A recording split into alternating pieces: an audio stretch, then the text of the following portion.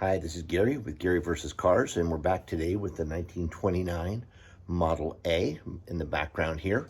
And this is the Model A Roadster, and I'm working on the front fender, passenger side fender. So here we have the passenger side fender stripped down, and looks a little bit like a mess. It was a little mess. I had to cut this piece out right here. The metal was fatigued up along the top here. I tried to straighten it out. It was fatigued, it was thinned, so that wasn't working. So what I ended up doing was cutting this piece out, and I'll drill those holes for the headlight bracket. And as you can see, it is stripped down to bare metal. I then roughed it up with 40 grit just to give some tooth, and I'll be putting a thin coat of filler on it. Fixed and reinforced these areas right here.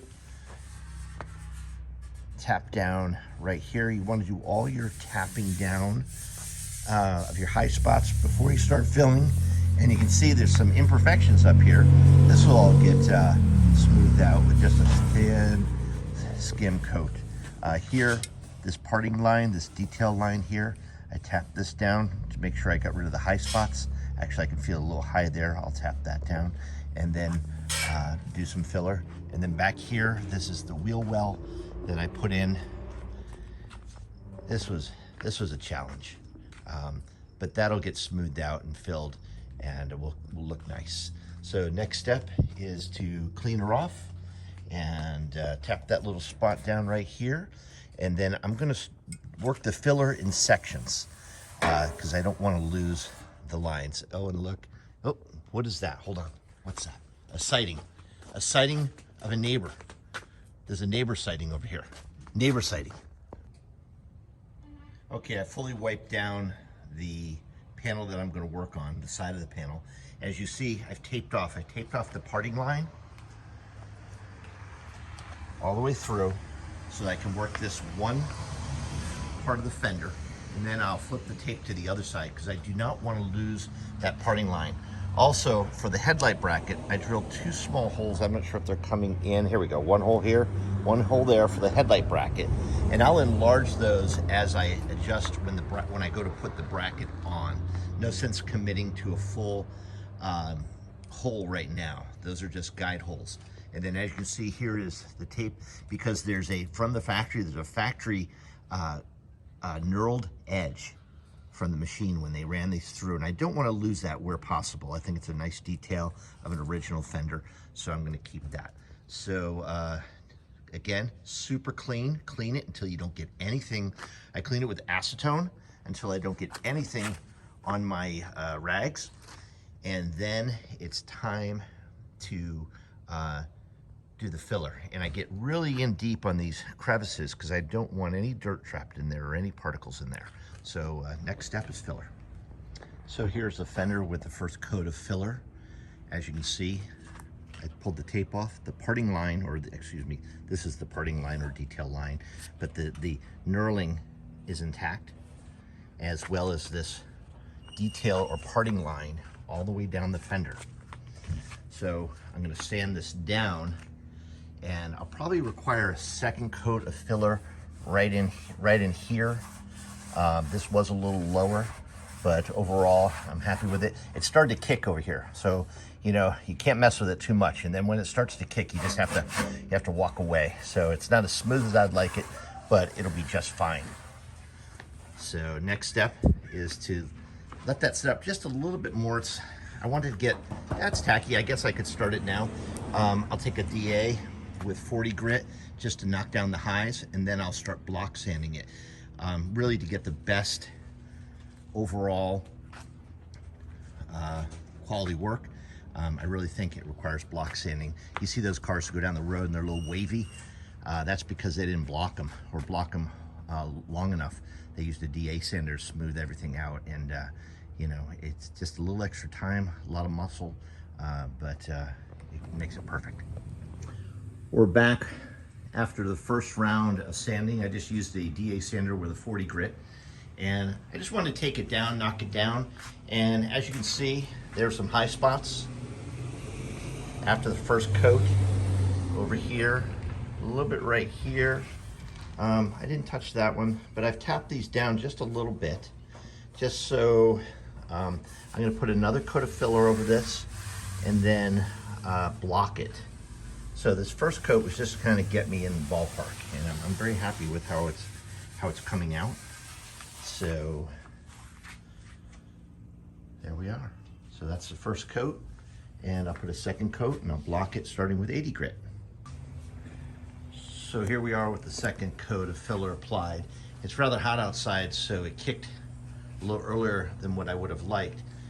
But I addressed the high spots, and now I'll start blocking it with the 80 grit. And when I see bare metal, I will stop, or I preferably stop before I see bare metal. All right, here we are. This section is complete. I sanded it with 40, 80, 120, and then 180, and I'm very happy with it.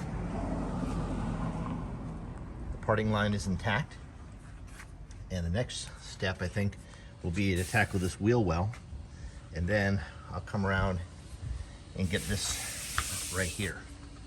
But very happy with how it came out. It'll get 3 coats of a high build. It'll get a sealer, then 3 coats of a high build primer, or it'll get an epoxy. Let me start over.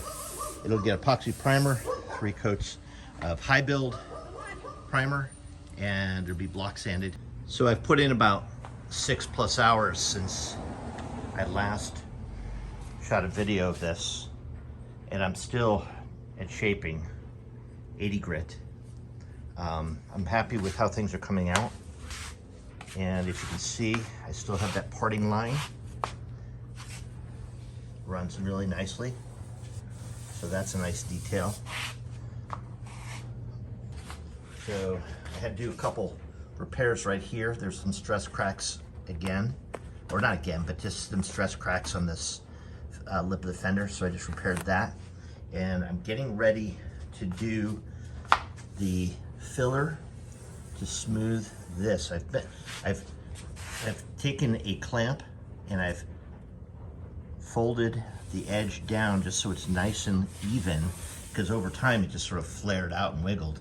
So I've got that, and then down here there's a really neat detail where it's taped up right now because I'm protecting this, where this edge rolls right into that edge right there. So I really want to make sure and mimic that so that that little detail gets seen. Over here, I had to splice this and fan out this back edge because it didn't meet squarely. But as you can see now, everything meets really nicely. And there will be a piece of black beading that goes in there. So it'll even be nicer than that. Wheel well's coming along. I'll bring you back when I'm done with the filler on this lip. Okay, well here we are with the high build primer. 2 coats of high build epoxy PPG primer. And of course, I think it came out really nice, with the exception of I actually dropped the fender on the ground as I was spraying it. It fell off the stand. So you can see just that's where my hands grabbed it, but I'll sand that out. That won't be too big of an issue, but just how it goes. And then the parting line. Gosh, I must have, I don't know, 14, 16 hours in this fender. Enjoyed it. A lot of frustrations along the way, but I definitely enjoyed it overall. And I think it came out pretty nice. So next step is to move on to another fender, and then the rear fenders for the 30 Model A 4-door that I'm working on, and keep plugging away. So this is in high build, as I said, and it will sit like this probably for a couple weeks or a month at least. So it'll cure, harden, and then I'll sand it down. Thank you for watching. If you like this video, please hit the like button and subscribe and leave a comment. Have a great day. Thank you. Bye-bye.